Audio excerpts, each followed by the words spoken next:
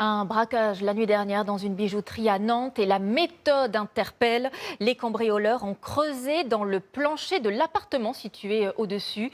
Le préjudice pourrait s'élever à plusieurs centaines de milliers d'euros.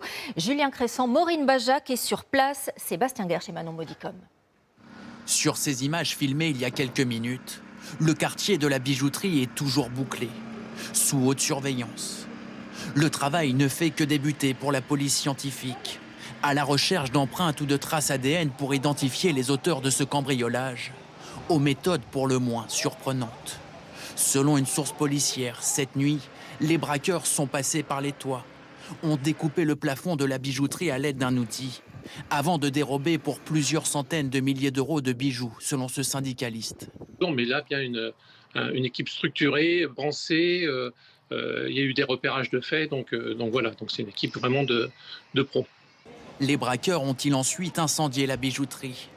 C'est ce que laissent penser ces traces de brûlés dans l'appartement juste au-dessus.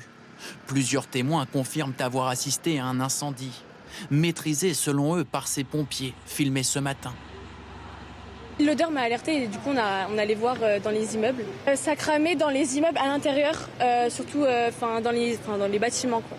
Et du coup ça m'a un peu choquée. À cette heure, aucune interpellation. Les braqueurs sont toujours en fuite.